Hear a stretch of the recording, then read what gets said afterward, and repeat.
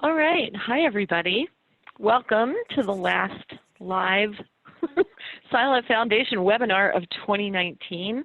I'm Cindy Davidson from ExamFX. I'm the Education Trustee for SILA Foundation.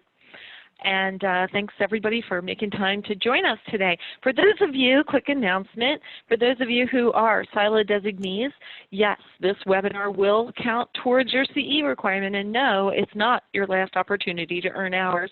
We have a way for you to view a recording of the of one or two of this year's previous webinars, so there's still time. You'll be getting emails about that from SILA.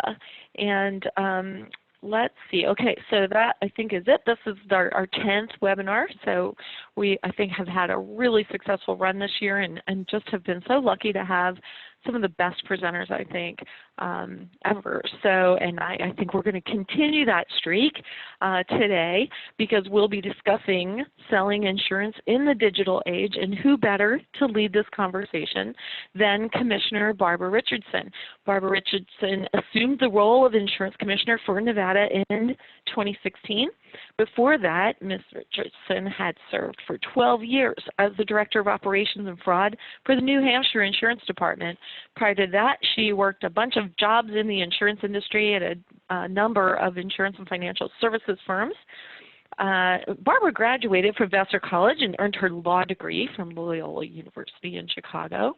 But best of all, she has been, I think for more than 15 years, a huge friend and supporter of SILA, and has served as a regulatory representative and panelist at several SILA annual conferences.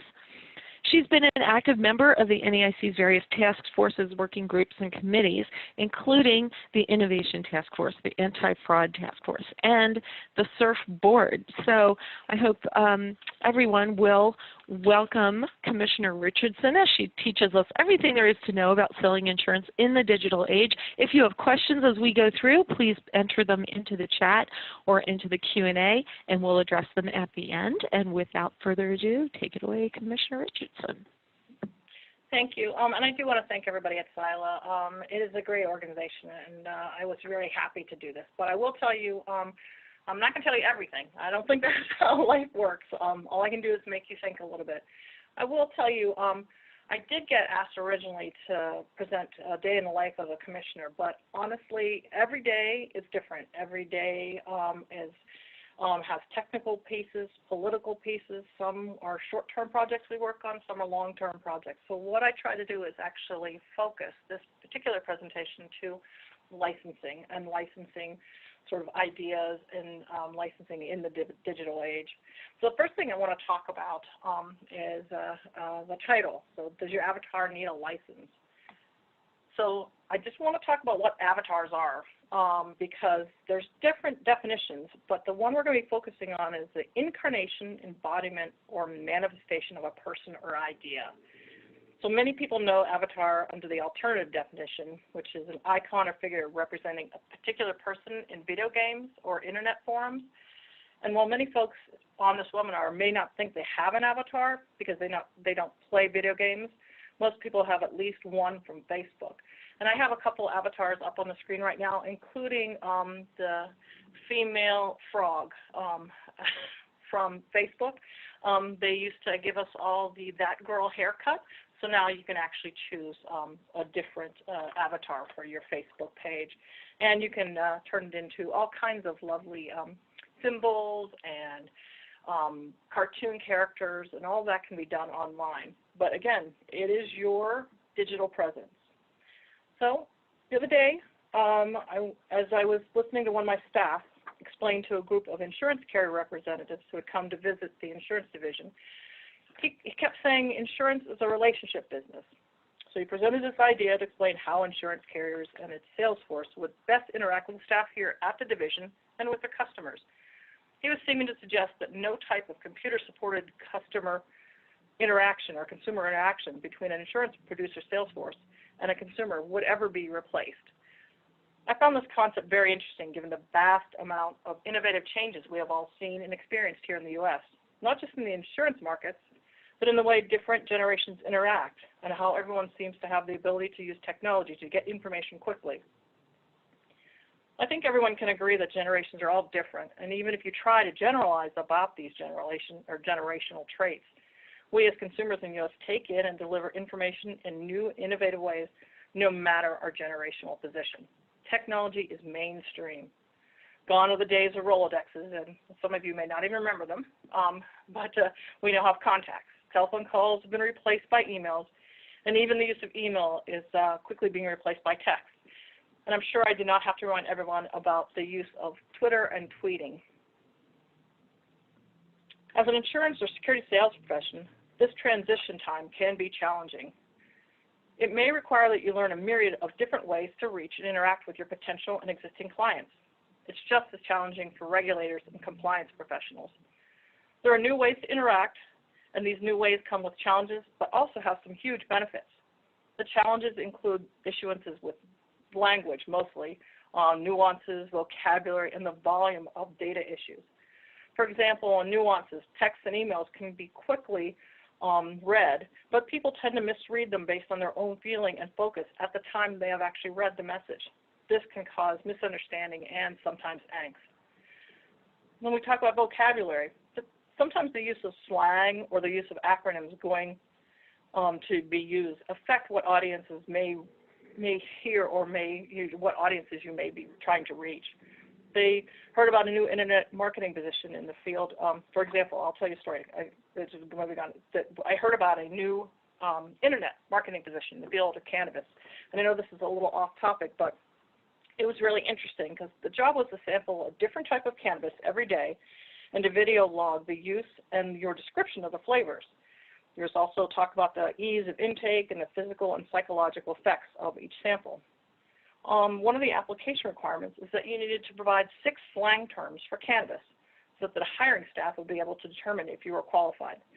This type of control also brings in its own bias concerns, which might be fine for a job application, but word choice can create a bias situation when incorporated into an online entity. For example, I am sure I do not know the most recent slang for cannabis, but would that make or not make me a good candidate for this position? I'd have to be dragging my 1960s definitions and vocabulary. So the other issue is the volume of information. Massive amount of volume of information has come through the internet. You can go online, type any word in, and you get so many hits and so much information that it's hard to discern what is viable, good information and what might just be internet noise. All of that affects how consumers think about or react to information that you're trying to reach out and provide them. But if you decide to embrace the challenge that technology allows, chatbots and robots using machine learning and the use of AI interfaces can be your friends. Chatbots can present little bites of information and feed it out so that it's not overwhelming. They can also be incorporated with AI interfaces who will talk online to your potential consumer forever, should they want that while you are working with another client or actually taking a nap. No one reads their insurance contract, so you might also think about how you can present that information to consumers to have them really understand the value of the product they are buying. You can use the new automation tools to overcome this type of consumer apathy. For example, you could turn the reading of an insurance contract into a podcast for consumers to listen to rather than read. Many consumers will still want a copy of the policy, and regulatory requirements do require that, but having it in verbal format would be very helpful for most people. If you treat it like other podcast offerings, consumers would just download the podcast and listen to it on their own time and at their own convenience. One of the concerns in doing this, though, may be the tone and tenor of the podcast. Would you use a monotone presentation, or would it be more likely an interactive session? And would that be more welcome and better understood by your consumers? The nuances of language must always be considered, because the idea is to try and get the consumers to better understand their rights and responsibilities without creating possible misinterpretations. Monotone presentations with little inflection are likely to create misinterpretations, but they're also less likely to be listened to at all. So you might not ever reach the market you're hoping to reach. So the biggest issue, though, is any of these types of automation-based tools need to be first viewed in the context of the current federal and state laws. Anyone who has tried this experience or this exercise will understand that automation and innovation do not always fit neatly into the current legal code, which was written prior to the introduction of these new innovative tools. However, legal codes provide a good source for the intention of the drafters, which can be useful in this analysis. I do have one caveat that should be addressed while we're performing this analysis, though. No matter what the answer we get, it is important to go through the exercise so that you know if you need to change the code to embrace the new technology tools, or if you need to consider alternative controls or protections that bubble up when you're reviewing the technology tools under old laws. In this case, on this webinar, I'm going to focus on the case of insurance licensing for producers, as the bulk of the listeners in this webinar probably have some familiarity with this process. The process is generally the same for other types of licenses, but you will need to step through the federal regulations and state codes that pertain to those particular licenses. First, we would look to Title III, Section 336 of Public Law Number 106 through 102, which is the Graham-Leach-Bliley Act. And this is where the definition of insurance producer is found. So Section 336 defines insurance producer as meaning any insurance agent or broker, surplus lines broker, insurance consultant, limited insurance representative, and any other person that solicits, negotiates, effects, procures, delivers, renews, continues, or binds policies of insurance or offers advice, counsel, opinions, or services related to insurance. This is an exceptionally broad definition, especially when it runs into the clause beginning "and any other person." And this is where the rub against the definition of entities with artificial intelligence begins. After we review another such definition, we can start to see where the concerns will lie. The next step in the evaluation will be to review the state statutes that provide the definition for what the state will use to determine whether a person must be licensed as an insurance producer. Rather than look at any one particular state statute, I'm going to refer to Section 3 of the Producer Licensing Model Act that was drafted by the National Association of Insurance Commissioners. It states that a person shall not sell, solicit, negotiate insurance in the state for any class or class of insurance unless the person is licensed for that line of authority in accordance with this act. After reviewing the statement, we see that we need a definition of person and the terms sell, solicit, and negotiate to determine if an automation tool can be a person, and what does it mean to sell, solicit, or negotiate insurance policies. Section 2L defines a person under the Producer Licensing Model Act as an individual or a business entity, and Section 2 defines a business entity as a corporation, association, partnership, legal liability company, limited liability partnership, or other legal entity. The terms sell, solicit, or negotiate fall under Sections 2, M, N, and K, respectively. M for sell means to engage a contract of insurance by any means for money or its equivalent on behalf of an insurance company. Solicit means attempting to sell insurance or asking or urging a person to apply for a particular kind of insurance from a particular company. Negotiate means the act of conferring directly or offering advice directly to a purchaser or prospective purchaser of a particular contract of insurance concerning any of the substantive benefits, terms, or conditions of the contract, provided that the person engaged in that act either sells insurance or obtains insurance from insurers for purchasers. So it would appear at first blush that none of the technology tools would be considered a person, so we do not have to determine if they can sell, solicit, or negotiate. This might only be true today. The European Commission, which was set up through Article 17 of the Treaty on the European Union, is responsible for proposing legislation, implementing, scrutinizing, and upholding European Union treaties for EU members. They also review and debate potential EU policies and protocols to help members come together to determine overall policy strategies for the EU as a whole. Strategies meant to protect the interests of the EU and its citizens on issues that can't be dealt with effectively on a national level. The EU Commission has been reviewing the concerns created by newer uses of computer systems and the automation tools that have been created that may create a system that eventually becomes independent from its designer or creator. At this point in time, the legal systems in the EU and the US do not recognize that a robot or a system using AI could be held independently responsible for any acts or omissions that the robot performs, even if those acts or omissions cause damages to other or third parties. The claim is that they are a machine, and thus any and all liability rests on the owner. As such, even though the current legal system does not yet recognize that a system using AI is not a person or a separate legal entity, The person with control or the owner is responsible for any acts of the system. However, in October of 2017, Saudi Arabia bestowed citizenship on a robot named Sophie, and her picture is up on the screen now.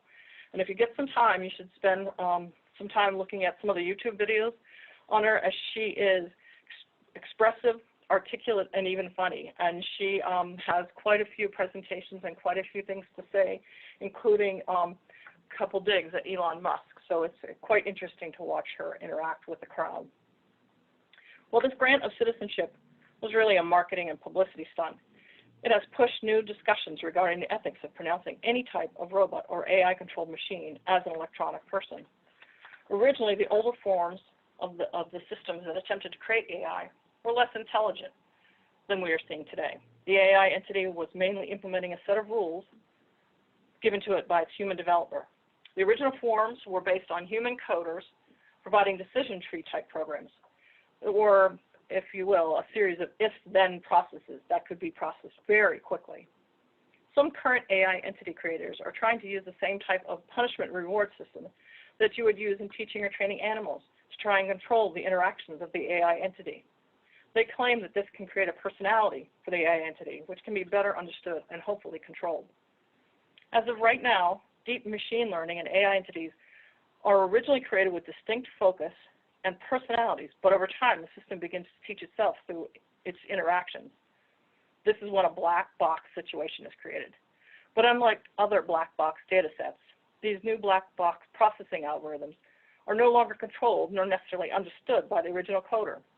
It can be akin to looking at two children who are each brought up at the same time and the exact same way, but as adults they think about things very differently.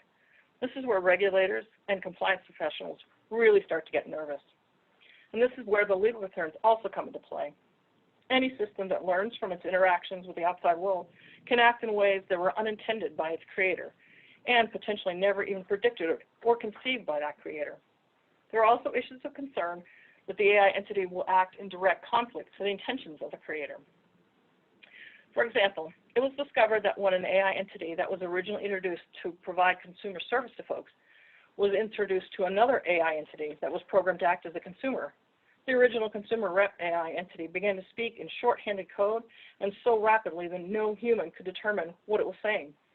The consumer rep entity had learned a new way of interacting, but could not alter its newly learned behavior, and thus its new way to interact. So you may also have heard the same issue happen when an AI entity was opened onto the internet to learn about how to be human. It learned through its exposure to massive amount of data to be a white supremacist, so the experiment ended up being pulled. Due to the fact that we all realize that there are now more and more sophisticated robots or systems using AI technology, the nations of the world are starting to consider that it may be time to create the status of an electronic person, which will provide legal rights and responsibilities in those interactions, where the electronic person makes independent decisions or otherwise interacts with third parties independent of their owner or designer. So let's think about a normal insurance scenario. Many insurance carriers are marketing directly to consumers without an agent. They're also becoming more and more automated in their presentations. What if a carrier decided to use AI or machine tools? Would they initially be based on personality of their staff? And then which staff? Marketers, claim handlers, or underwriters? The initial focus of the staff's job function, as well as the personality for performing that function well, would be incorporated into the new electronic person. But would those new electronic persons resonate with the different types of consumers that they might be interacting with? Each of these, I'll call them tools, but they're electronic persons, would only need its own license as an electronic person if the insurer carrier was not the owner or controller under the license exemption of the PLMA. But without that exemption, insurance agencies are in a different boat when they try to start incorporating these kind of tools. So what if an AI entity developed a personality of its own? Would that create a new staff member for the carrier agency? If so, the new personality may be one completely unimagined by the creator. For now, the carrier would be fully liable for the acts and omissions of that AI entity, but not so in the future. So let's chat a little bit about marketing versus soliciting. These two terms have their definitions interwoven already for very many people. The use of AI tools will only increase the potential interplay and confusion over the definition of these words, not just to consumers, but to regulators and compliance professionals. Are AI and machine learning tools really sales tools? What about the line between these tools and chatbots? Chatbots are currently assumed to be what is known as staged-for-purpose tools. Staging tools are more akin to having a fill-in-the-blank form that can help to gather data for submission to a carrier. They might be likened to a consumer representative who works for an insurance carrier or in an agent's office, gathering data for review and submission by the carrier or the lead agent. But AI machine learning tools can actually be programmed to sell through the use of interactive online dialogues and alternative product presentations, depending on consumer input with the interaction. This kind of selling can occur outside the normal cycles and can be personalized to the audience. This can also be supported through initial online data gathering that can be interpreted and manipulated to meet consumer needs, desires, risk profiles, or even some consumer weaknesses to sales presentations. This is where a concern comes in. While everyone understands that as an agent or broker, your first goal is to meet the needs of a consumer, a self-taught AI program might have developed an alternative goal. Their focus might only be to make the sale. This is where good system controls make all the difference. Last year, there were several experiments done surrounding the use of AI as a potential tool to use to interact with consumers. Several issues came from these experiments. As I mentioned earlier, the first is that the initial AI training could be manipulated by interactions with other AI entities, and thus wiping out the initial training controls that the original AI was programmed with. Another issue is one like we're looking at the screen right now, where the AI basically takes over the functions of the consumer that they're actually interacting with. Another issue that drives concerns from regulators and compliance professionals in these systems is that people have biases. So systems have biases and people have biases, and one would always hope that the systems would be able to get the bias somehow coded out of them. And it was originally thought that these biases would be overcome with the use of lots of data. The problem they have discovered is that the underlying data is biased. A large tech company, for example, tried to use an AI-developed algorithm to assess recruits for coding positions. They used the data from their current pool of coders to determine the best attributes for a successful coder. A problem showed up when they noticed that the bulk of the new potential coders suggested by the algorithm were male, even though the algorithm did not specifically place any weight on gender.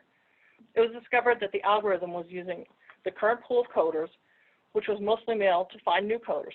Thus, it looked for a mostly male pool. This is not the intent of the coder, but the algorithm had to be scrapped. So I do realize that some of this information seems like it will be useful in the future and only will be put into play in the business of insurance very far in the future. But I have to caution you, don't get caught up in the fantasy. There are think tanks and professional tech innovators that are even now trying to figure out how to enter the insurance producer world, and we need to consider how we react, as our current legal controls might not be helpful in divining how to support good technology or to control the use of harmful technology tools. As it stands right now, quite a few IT folks are calling this the fourth revolution, much like the Industrial Revolution, and what they're claiming is that this new change requires us to look at ethics, moralities, tools, legal systems, and just general interactions with our human design. And at this point, I'm going to hold for any questions in case you guys want to chat a little bit. And I do have a couple of slides that have some references, which will obviously be printed out later. So if there's any questions, we can go ahead.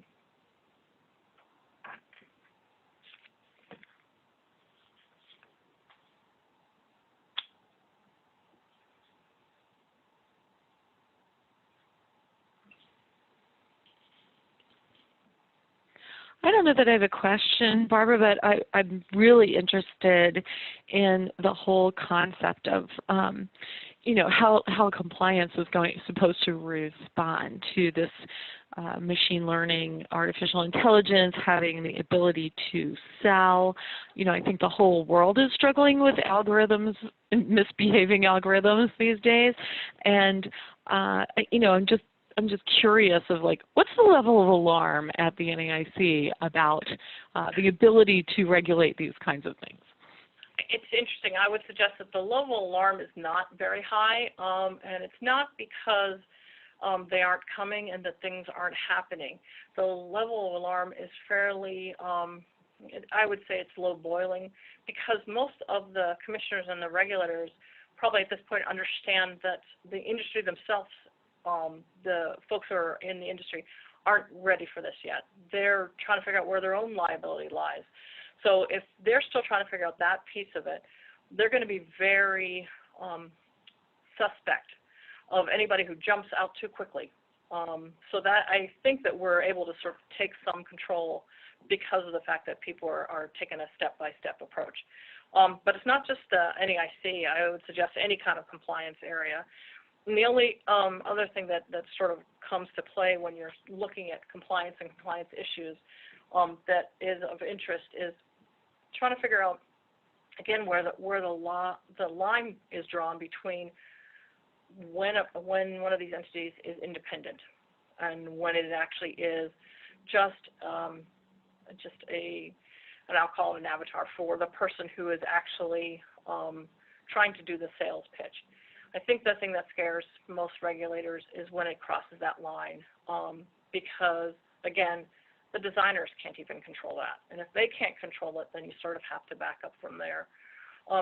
So one of the things that's probably interesting to know is in the field of autonomous vehicles, which is probably the most far along in these kind of controls, they actually have found that when you're taking your autonomous vehicle to the top level, that those particular vehicles actually have personalities. Some of them drive very aggressively, some of them drive very passively, and even though they've all been programmed to follow the law, they have also taken on the traits of the person who was taught or who they used to teach to drive them. So I think that is one of the issues that we're sort of looking at in general, because basically if you're talking about an IT person doing coding, that's one thing. If they start taking on the personality traits of a salesperson, that's another thing. If they're taking on the salesperson or the personality of somebody who's going to potentially be a fraudster, that's huge. And figuring out where in that black box that you can actually do some controls is just probably a little nerve-wracking for everybody but the fraudsters. Yeah, I hadn't even thought about the implications for fraud. We have a question about the EU, if there is an anticipated date when there's a decision expected. No, so the European Parliament had made the request of the EU Commission in order to try to do some kind of white paper or something that helps them move forward. The only reason I really brought them up is that they're further along than the U.S. in actually trying to focus on these issues. Right now, the latest they have is early 2019 starting date for their research. And you know, though the Sophie and the artificial person or the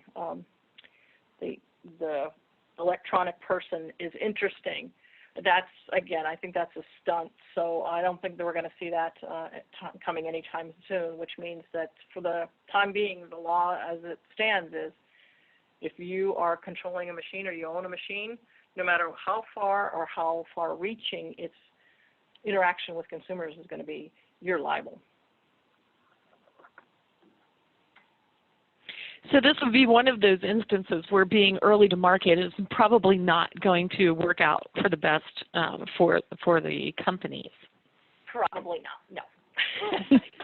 That's what I'm hearing you say. But this raises all kinds of questions within the producer licensing community. I think, if I'm extrapolating this correctly, you know, there's going to be challenges to.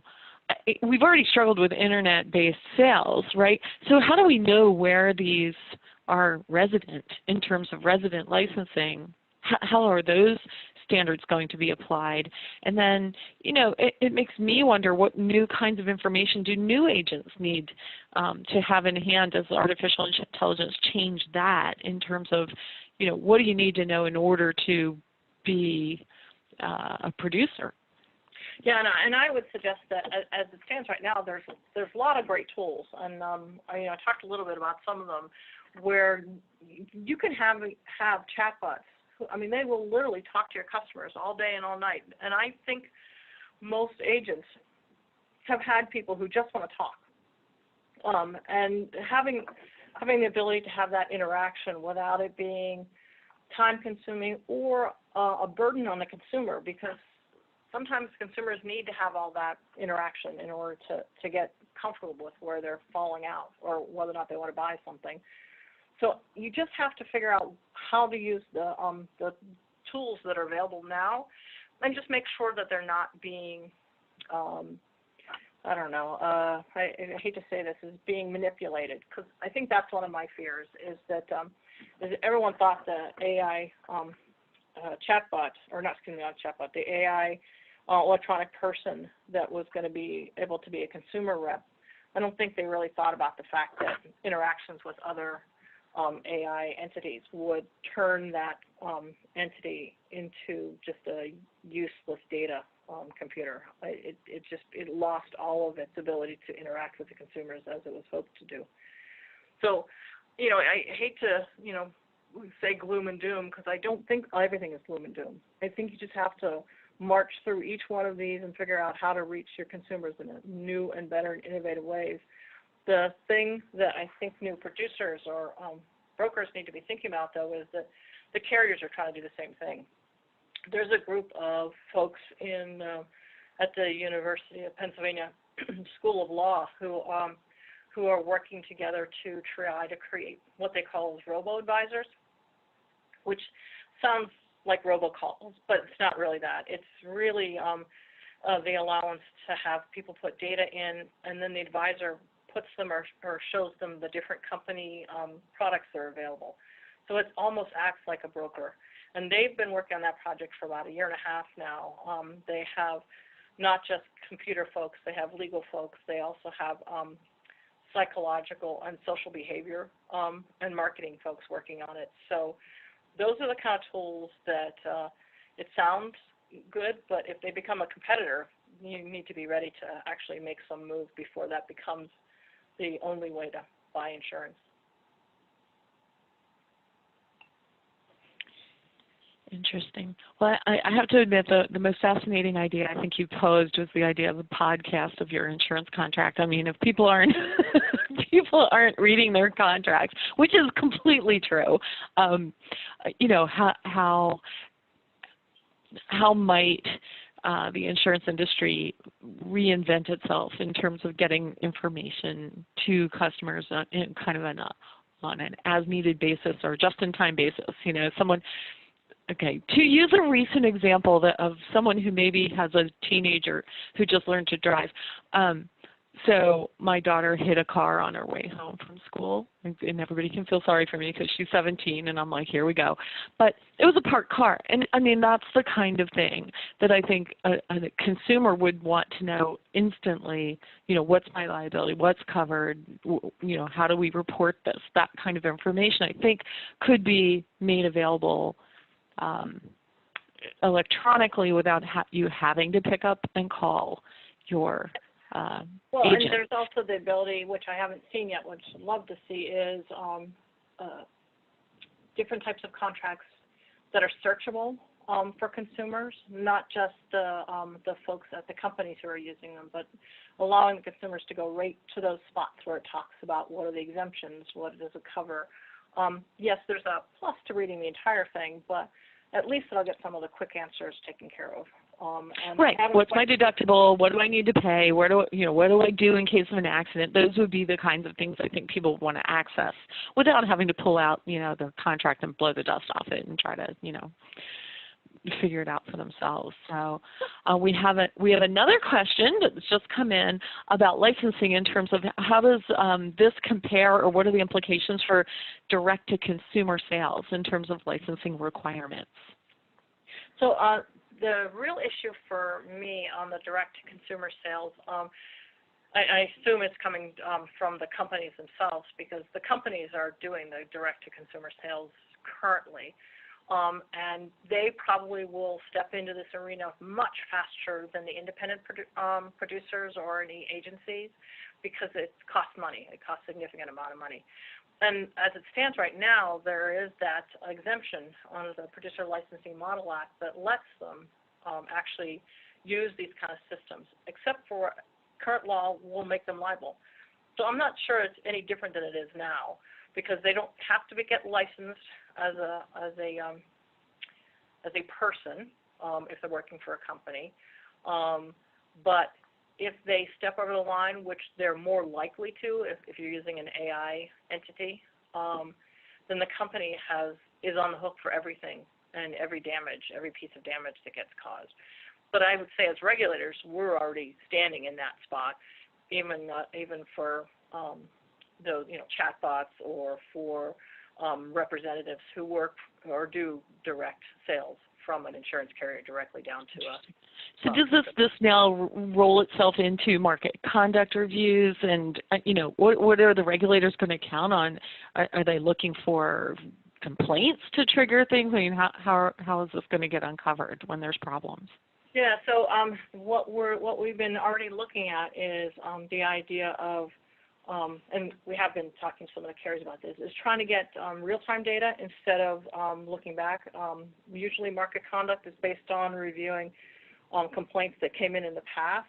But if we can get real-time data on how the interactions of the data entities are actually talking or dealing with consumers, then that's actually faster. We can get the programs and the companies to make their programmers make the coding changed faster. And I think that's a plus, because that way it stops the bleed. If you have a risk out there, you want to make sure that risk gets taken care of quite quickly. The problem is that still relies on the fact that most of the systems are using those decision trees. So you can actually go in and find out where the halt is in your decision tree if you're a coder. If it switches over to the artificial intelligent and electronic person, where they're actually doing their own learning, basically what we've been told is that that black box becomes almost like trying to figure out what's going on inside somebody's head. You don't necessarily know. There's not a decision tree. That's just used to get them started. But once they're learning on their own, you may not know where they've stepped into a faulty situation. So it's not as simple as, a company that's not following its own underwriting guidelines, where there's an actual, policy that can be held up against the behavior. That this gets a little more complicated than that. Yeah, it does. I mean, much like we talked about the algorithm for hiring, is you don't know it until all of a sudden you're hiring only male and you're trying to figure out how that happened. And it wasn't because they were asking for all men. It's just the data set that they used created that situation. So we have a question on self-driving cars. I'm not quite sure, but maybe since you're on the Innovation Task Force, you might have some ideas about this. But when it comes to a self-driving car and there's an accident, who's held responsible is the question. So it depends on what level of self-driving the car they are. If you're talking about the level 5, at this point, they're still considering that all the level 5s, which is the final, drives all by itself kind of car, that goes back to the manufacturer of the car itself. I mean, also keep in mind those, the sensors on each one of those cars are about $80,000 a piece, and there's hundreds of sensors. These are not cars that people themselves are going to own. They're all fleet type of cars. So, as the cars that we run into and the accidents we're running into now is the ones that are partially autonomous, and half the time it's the consumer who turned off the safety feature, so that it becomes their problem. But there is a line between who has control and who can actually afford to even actually own some of these autonomous vehicles. If you can afford to own one, then you probably can deal with the fact that the cost of insurance is going to be extraordinarily high. Got it. Awesome. So I think that's it for questions. Did you have more material to run through, or are you pretty much there? Yeah, I think I'm pretty much there. I think really for me the big thing that I wanted to keep on stressing for everybody is it's not a nightmare, even if you love those scary movies like I do. there are opportunities here, and I think we should try to embrace those opportunities and not let them go just because there are things that scare us. We're talking about the average life salesperson is in their high 50s right now, and then the life insurance policies are now being sold in new and innovative new ways. That's not a bad thing. We need to all sort of figure out ways to make it over that next hurdle. And sometimes it takes a little bit of experimenting. As long as you think through what the consequences are, it should work. But I'm always concerned that folks might take that one step too far without sort of looking through, thinking about, and maybe consulting. And I always say this: you consult with your regulator because we're all learning together. So it's not like we have all the answers and everything's perfect, but it is a good way to start those kind of conversations so we can all see where the lines are. Absolutely. Is there a particular meeting at NAIC that is covering these topics for people who attend? So the meetings that we're sort of focusing on right now is the artificial intelligence. There's a work group. Then there's the innovation and technology task force. They're actually looking at ethics for reviewing the potential of, should there be ethics issues that we can, consider or should be concerned with as we're looking at bringing on new technology in the insurance world. Like, for example, the one that might cause fraud issues. And they're looking currently at the EU sort of set of principles as a standard to try to figure out whether or not that's something that the U.S. Insurance groups could sort of look to. When you develop any kind of artificial intelligence, it should be intended for the best use of the consumer. And that sounds all well and good. And if at least that's what you're trying to do, then you actually have made steps towards sort of focusing everybody's attention on the right thing.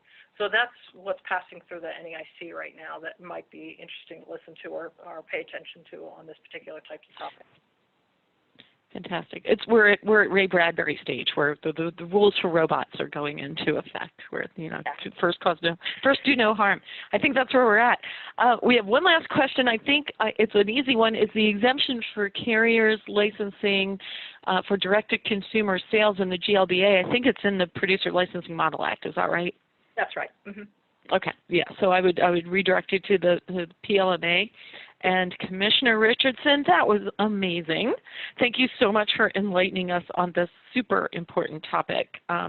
For everyone who's still on the call, you'll be getting a follow-up survey. We'd appreciate you filling out. It helps us improve for next time. And speaking of next time, we're working on the lineup, speakers and topics for 2020. Would love to have suggestions for topics that you find interesting or that you're burning interest in finding out more about. We will reconvene in January, but this webinar in particular will be available for viewing on the SILA Foundation website. So for the next 3 months, you can go into webinars under the Public Resources tab, and you can listen to this one again, or you can turn some new people onto it, because I think this was really fascinating. I can't thank you enough, Commissioner, I know how busy you are, and I know how tough it was to get this time on your schedule. So, thank you so much for being with us today and for supporting SILA. Yeah, I appreciate it, and you guys, like I said, you do a great job, and just keep doing it. All right, thanks everybody. See you in January. Happy holidays.